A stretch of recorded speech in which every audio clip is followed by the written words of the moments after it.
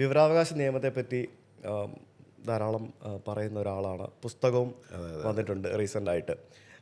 ശരിക്കും എനിക്ക് കുറച്ച് കാര്യങ്ങൾ വിവരാവകാശത്തെ പറ്റി പറയുകയാണ്. കാരണം ഞാൻ പണ്ട് KSRTC ബ്ലോഗ് എന്ന് പറഞ്ഞ വെബ്സൈറ്റൊക്കെ ചെയ്തുകൊണ്ടിരുന്ന സമയത്ത് ഞാൻ KSRTCയുടെ പല കാര്യങ്ങളും വിവരാവകാശം വഴി നേടിയിട്ട് ഇതേപോലെ പുറത്ത് പല നമ്മുടെ ബ്ലോഗിലൂടെയൊക്കെ പല സംഭവങ്ങളും എഴുതിയിട്ടുണ്ട്. ദാറ്റ് ഇൻക്ലൂഡ്സ് KSRTCയിലെ ഉന്നത ഉദ്യോഗസ്ഥരുടെ, അതായത് എക്സിക്യൂട്ടീവ് ഓഫീസർമാരായിട്ടുണ്ടായിരുന്ന അന്നുണ്ടായിരുന്ന ആളുകളുടെ വിദ്യാഭ്യാസ യോഗ്യത അടക്കമുള്ള പല കാര്യങ്ങളും. കാരണം എക്സിക്യൂട്ടീവ് പദവിയിലിരിക്കുന്ന, അതായത് ചീഫ് ഓപ്പറേറ്റിംഗ് ഓഫീസർ എന്നൊക്കെ പറഞ്ഞിരിക്കുന്ന ആളുകൾക്ക് കേവലം ഡിപ്ലോമ പോലും, അല്ലെങ്കിൽ ഡിപ്ലോമയോ അല്ലെങ്കിൽ ആ ഒരു രീതിയിൽ അത്രയും പോലും ഒരു മാനേജറിയൽ ക്വാളിഫിക്കേഷൻ ഇല്ലാത്ത MBA പോലും ഇല്ലാത്ത ആൾക്കാരൊക്കെ എക്സിക്യൂട്ടീവ് ഡയറക്ടേഴ്സ് ആയിട്ടിരിക്കുന്നു എന്നൊക്കെയുള്ള പല വാർത്തകളും ഞാൻ കൊടുത്തിട്ടുണ്ട്. അതിനോടനുബന്ധിച്ച് മാധ്യമങ്ങളും വാർത്ത കൊടുത്തിട്ടുണ്ട്.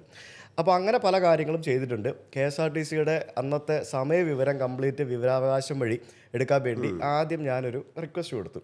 അപ്പം കിട്ടിയ മറുപടി ക്രോഡീകരിച്ച് സൂക്ഷിച്ചിട്ടില്ല. ഈ ക്രോഡീകരണം ഇവരുടെ ഒരു പ്രധാന വാക്കാണ്. ക്രോഡീകരിച്ച് സൂക്ഷിച്ചിട്ടില്ല.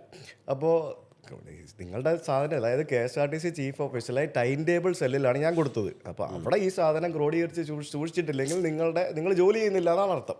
അപ്പോൾ ഞാനത് അപ്പീൽ കൊടുത്തപ്പോഴത്തേക്കിനും പേജ് 1 ഇത്ര രൂപ വെച്ച് തരാക്കി സംബോധന എന്നൊക്കെ പറഞ്ഞുകൊണ്ട്, പിന്നെ ശരി പൈസ തരാം എന്നും പറഞ്ഞുകൊണ്ട് ഇവർ സാധനങ്ങളൊക്കെ എടുത്തു തന്നു. അങ്ങനെ ഈ ഡേറ്റ കിട്ടുന്നു. അങ്ങനെ കുറേ കാര്യങ്ങൾ, അപ്പീലിൻ്റെ മേളിൽ അപ്പീൽ, അങ്ങനെ പല സംഭവങ്ങൾ ഞാൻ ചെയ്തിട്ടുണ്ട്. ഈ വിവരാവകാശ നിയമം അല്ലെങ്കിൽ റൈറ്റ് ടു ഇൻഫർമേഷൻ ആക്ട്, ഇപ്പം സേവനാവകാശ നിയമം വന്നിട്ടുണ്ട്. ഈ ഒരു നിയമങ്ങളൊക്കെ ശരിക്കും പൊതുജനങ്ങൾക്ക് ഇപ്പോഴും പലർക്കും അറിഞ്ഞു വരുന്നതേ ഉള്ളൂ. അറിവില്ലായ്മ ഈസ് എ ഫാക്ട്, അത് പലർക്കും അറിയാത്തതുകൊണ്ട്. അപ്പോൾ വിവരാവകാശ നിയമം താങ്കളുടെ ലൈഫിലും താങ്കൾ ഒത്തിരി ഉപകരിച്ചിട്ടുണ്ട്. ഇതിനെപ്പറ്റി, വിവരാവകാശ നിയമത്തെ പറ്റി കുറച്ച് കാര്യങ്ങൾ സംസാരിക്കാമോ? തീർച്ചയായിട്ടും. ഈ ഇൻഡിപെൻഡൻസിന് ശേഷം ഇന്ത്യയിൽ വന്നിട്ടുള്ള probably one of the best ലെജിസ്ലേഷനാണിത്. ഒരു അടിപൊളി സംഭവമാണ് ഇത്. അരുണ റോയ് എന്ന് പറഞ്ഞിട്ടുള്ള ഒരു IAS നിന്ന് രാജിവെച്ച ഒരു മാഡം ഉണ്ടായിരുന്നു. അപ്പോൾ അവരാണ് ഇത് രാജസ്ഥാനിൽ ആദ്യമായിട്ട് ഇതിനു വേണ്ടി വർക്ക് ചെയ്തതും ഇതൊക്കെ. ഞാൻ പലപ്പോഴും ആലോചിക്കാറുണ്ട്, കേരളത്തിൽ നമ്മുടെ സ്ട്രെങ്ത് എന്ന് പറഞ്ഞാൽ എഴുത്തും വായനയാണ്. ലിറ്ററസി ഉണ്ട്. എഴുത്തും വായന അറിയാവുന്ന നമ്മൾ 10 റുപ്യ ചിലവാക്കിയിട്ട് RTI എന്ന് പറഞ്ഞ ഈ ടൂൾ ഉപയോഗിക്കാൻ പഠിച്ചിട്ടുണ്ടെങ്കിൽ അത്ര അധികം പേരൊന്നും വേണ്ട. ഒരു 10,000-15,000 പേരോ കേരളത്തിൽ തുനിഞ്ഞിറങ്ങിയാൽ നമുക്കിവിടെ വലിയ മാറ്റം വരുത്താൻ പറ്റും. കാരണം സിസ്റ്റത്തിൻ്റെ അടുത്ത് ചോദ്യം ചോദിക്കുക എന്ന് പറഞ്ഞാൽ ആദ്യത്തെ റൗണ്ടല്ല. ശരിക്കും ഈ പറഞ്ഞോട്ട് അപ്പീലിൻ്റെ അപ്പീലും ഒക്കെ പോകാനുള്ള ഒരു ഗ്രിട്ടുണ്ടല്ലോ, അതുള്ള ഒരു 10,000-15,000 പേരുണ്ടെങ്കിൽ കേരളം മാറും. ചോദ്യം ചോദിക്കാത്തതുകൊണ്ടാണ് പലപ്പോഴും ഒന്നും നടക്കാത്തത്. ചോദ്യം ഇത് എന്ന് പറഞ്ഞാൽ ഒരു വിഷയം ആദ്യം ചോദിക്കേണ്ട രീതിയുണ്ട്, അതിന് പ്രാക്ടിക്കൽ വശമുണ്ട്. ഇപ്പോൾ ഈ പുസ്തകവും അതാണ്. ഇപ്പം സിസ്റ്റം ഔട്ട് കംപ്ലീറ്റ് എന്ന് പറഞ്ഞ ഈ പുസ്തകം മനോരമ പബ്ലിഷ് ചെയ്തതാണ്. അതിനകത്ത് പ്രാക്ടിക്കൽ ടിപ്സാണ് പറയുന്നത്. ഇപ്പം അപ്പുറത്തെ സൈഡിൽ നിന്ന്, ഗവൺമെൻറ്റിൻ്റെ സൈഡിൽ നിന്ന് എങ്ങനെ കൊടുക്കാതിരിക്കാം എന്നാണ് നമ്മൾ ജീവനക്കാർ പലപ്പോഴും ട്രെയിനിങ്ങിൽ ഞാൻ ശ്രദ്ധിച്ചിട്ടുള്ളത്. എങ്ങനെ കൊടുക്കാതിരിക്കാം, ഏത് സെക്ഷൻ എങ്ങനെ ഉപയോഗിക്കാം, ഇതൊക്കെയാണ് അതിൻ്റെ ഒരു എസെൻസ് ഉണ്ടല്ലോ, സ്പിരിറ്റ് ഓഫ് ദ ലോ നശിപ്പിച്ചിട്ടാണ്. മറിച്ച് അങ്ങനെ അപ്പുറത്തെ സൈഡിൽ നിന്ന് തടയിടുമ്പോൾ എങ്ങനെ അത് ഭേദിച്ച് വിവരമെടുക്കാം എന്നുള്ളതാണ് ഈ പുസ്തകം. ഇപ്പോൾ ഫോർ എക്സാമ്പിൾ, ചില വളരെ അധികം അഴിമതിയൊക്കെ നടക്കുന്ന ചില ഡിപ്പാർട്ട്മെൻറ്റുകളിൽ നിങ്ങൾ ചോദിച്ചാലും ഇവർ കള്ളമാണ് എഴുതി തരിക. ഒരു നാണമില്ലാതെ നമുക്ക് പകർപ്പ് വാങ്ങിക്കാൻ പറ്റില്ലേ? അതാ, ചോദിക്കേണ്ട രീതിയിൽ ചോദിക്കാൻ അറിഞ്ഞില്ലെങ്കിൽ ചിലപ്പോൾ ഉള്ളത് ഇല്ല എന്ന് വരെ വേണമെങ്കിൽ എഴുതി തരും. അതൊക്കെ ഹാപ്പൻസ് കേട്ടോ, ഇഷ്ടം പോലെ ഇപ്പോൾ നടക്കുന്നുമുണ്ട്. എനിക്ക് തന്നെ ഒരു പർട്ടിക്കുലർ കേസ് അങ്ങനെ കിട്ടിയിട്ടുണ്ട്. ഉള്ളത് ഇല്ല എന്ന് പറഞ്ഞ് എനിക്ക് വ്യാജമായിട്ട് മറുപടി തന്ന ഒരു കേസ്. ശരിക്കും എന്തൊക്കെ തരാൻ പാടില്ല എന്നുള്ളത് കൃത്യമായിട്ട് പറയുകയാണെങ്കിൽ അത് എളുപ്പമായിരിക്കും. അത് രാജ്യസുരക്ഷയെ സംബന്ധിച്ചുള്ള കാര്യങ്ങൾ അതൊക്കെ ഉള്ളൂ. പിന്നെ എന്തൊക്കെയാണ് തരാൻ പാടില്ല?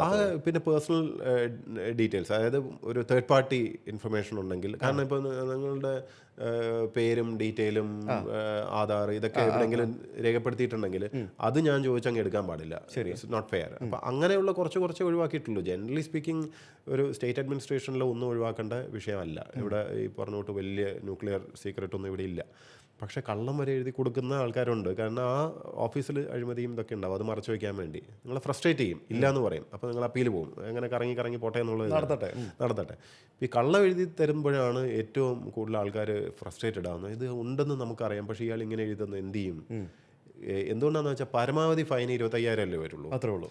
അപ്പോൾ ഇവൻ അഴിമതി കാണിക്കുന്ന 5-10 ലക്ഷത്തിൻ്റെ ആയിരിക്കും. അപ്പോൾ 25,000 ഫൈൻ, അവൻ എന്ത് ചെയ്യാനാ എന്നൊരു ആറ്റിറ്റ്യൂഡ് ഇതിനകത്തുണ്ട്.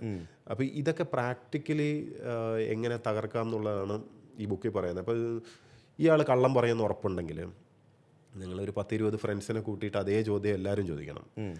ഓരോന്നും ഓരോ RTI ആണ്. ഓരോന്നിനകത്തും നമ്മൾ 25,000 ഫൈൻ അടിച്ചു കൊടുക്കണം. ഓക്കെ.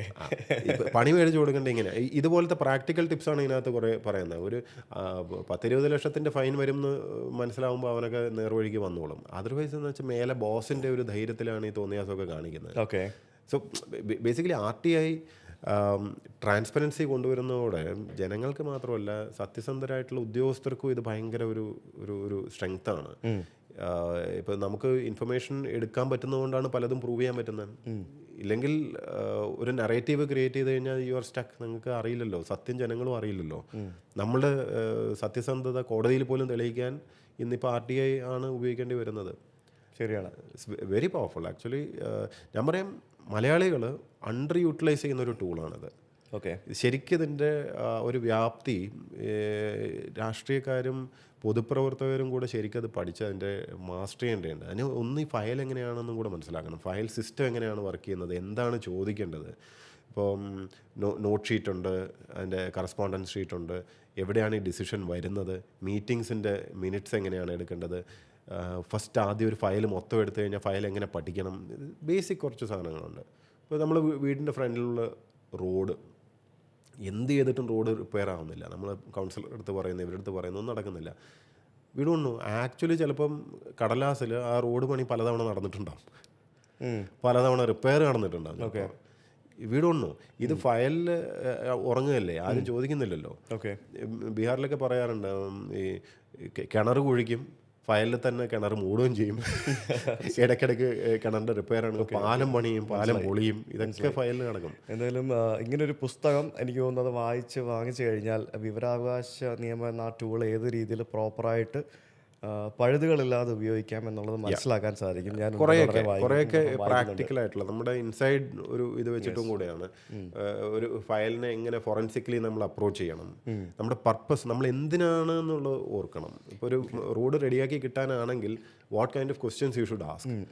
ആദ്യം ആ റോഡിൻ്റെ റെസ്പോൺസിബിലിറ്റി ഫിക്സ് ചെയ്യണം. ഇന്ന റോഡ് ഇത് ആരാണ് മെയിൻറ്റെയിൻ ചെയ്യുന്നത്. ഈ RTI ഒരു റൗണ്ടിൽ തീരുന്നതല്ല. RTI നമ്മളൊരു 2-3 റൗണ്ട് ഗെയിമായിട്ട് വേണം കാണാൻ. അപ്പോൾ ആ ഒരു അപ്രോച്ച് അതൊക്കെയാണ് ഈ ബുക്കിൽ. ഒരു സസ്പെൻഷൻ കാലത്തെ പ്രോഡക്റ്റാണ്.